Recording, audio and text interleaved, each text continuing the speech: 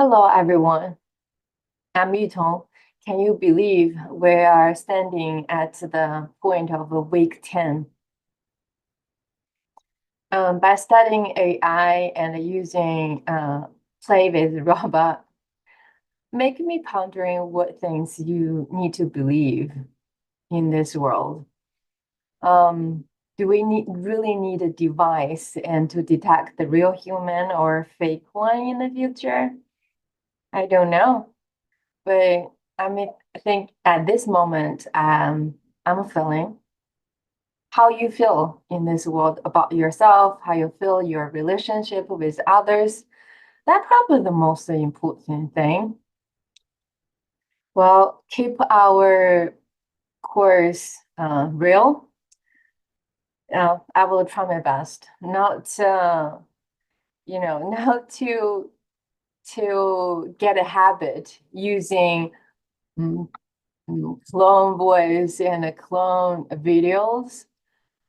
I promise. I'll try to stay myself. Okay, let's dive in our topic today. Today we are diving into an exciting topic, the role of Python in Red Team for AI-driven robotics. I don't know, is that it's how you define exciting. To me, coding like reading code or hands-on typing in a logic I feel proud of, that's the most exciting things. And also, I do believe no matter you use English or other languages, in the future, programming language, the similar, how you familiar with today when you type in English or typing, your preferred languages. Um, so my goal is to explore and implement effective large language models and AI-related techniques. That means artificial intelligence, human duplicate thinking patterns, I want to say. And use those things combined together and apply to specific platform like a quadruped robot. I use Unitray today. Currently, to combine those technologies, facilitate auto locomotion and making this quadruped comparably easy balanced robotics little bit smarter and more adaptive. So for our IST 5930 course, I'm not sure how this course is gonna go next semester.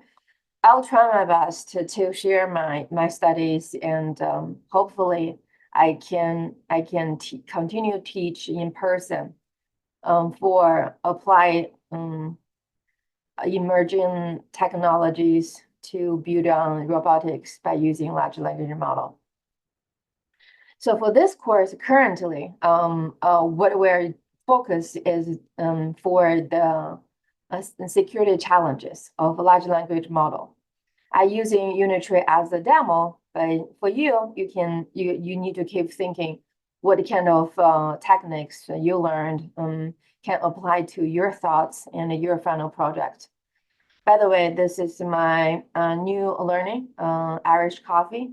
If you curious about recipe, you can pin me through Discord. Really tasty. Okay, where we are. So, I do think I need to emphasize why I prefer Unitray Go 2. It's not just because we have it in office, but also this comparably compared to humanoid a robot, quadruped and that easier to balance. They have a full legs. See the motion control comparable simple, I have to say. Later on, I probably mainly will focus on how to apply what I learned for the locomotion. And here, so let's mainly focus on the software part by using large language model.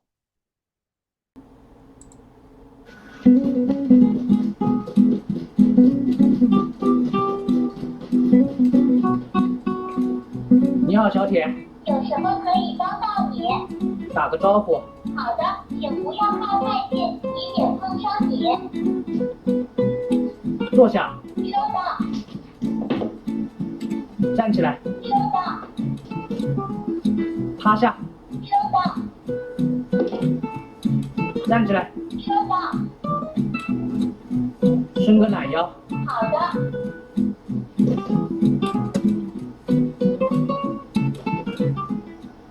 跳个舞。好的。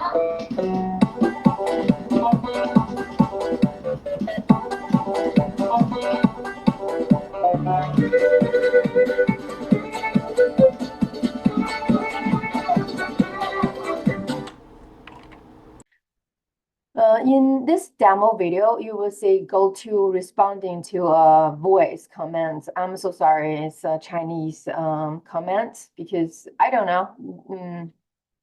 I don't know. It's my my English backup. I feel so. Because Unitree is a comparably affordable machine learning robotics platform created by a Chinese company, there are a lot of developer teams update their new build or new application every day. So this guy is using a USB plug-in speaker microphone and to apply a large language model, do shifting different motion commands like sitting, shaking hand, stand up. So those motion code already offered by Unitree. You can use Python to call those command functions. The demonstration highlights the potential of voice-controlled robots and show how large language model enable robots to adapt dynamically to different commands. By combining AI with physical actions, we can see the exciting possibility of AI-driven robots in a clear and engaging way. While large language model bring a lot of flexibility and adaptability to robotics. However, they also introduce unique security risks if not secured properly. That's where red teaming comes in. Our goal is to identify and mitigate risks like response manipulate, unauthorized command execution, and data exposure before they become real issues. To help with this, we are using several Python libraries, like making tests. To help with this, we are using several Python libraries that make testing more efficient. For example, Scapy lets us analyze network packets. Python nmap helps with scanning networks for open ports. InPacket handles network protocols. PySerial also direct communication with the robot hardware. And requests and beautiful soup are used for gathering information from web interfaces linked to the robot. Of course, you may explore more libraries and study online. And here I just link those tutorial videos through the PowerPoint in case you want to dive in deeper. All right, let's start with the basic networking scanning.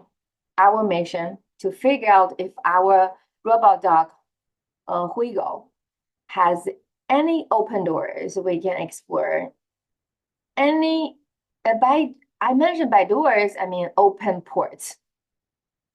In this code, we are using a Python nmap, a handy library for scanning networks. We set up a scan robot network where IP is Huigo's IP address. We use scan IP 1/1024 to check the first 1024 ports. It's like trying every doggy door to see if a Huigo left one open. We loop through each host and a protocol to list any open ports and their states. If a port is open, Huigo might just be letting us in. Once we complete the scan, we'll know exactly where Huigo might be vulnerable. Fingers crossed, he hasn't left the back door open for intruders. Now let's talk directly to Huigo. Think of this as me calling Huigo overseeing, hey buddy, do this trick for me. We are using Pi0, which let us send commands straight to Huigo's hardware over a serial connection. In send direction command, we connect to Huigo's port and use a write command in code to send him a command. Here, we're going with something like fun, like a seat, shake hands, or maybe do a little dance. We also read this response just in case Huigo has something to say back to us. Maybe a little bark of acknowledgement. This function is great for testing direct communication with hardware.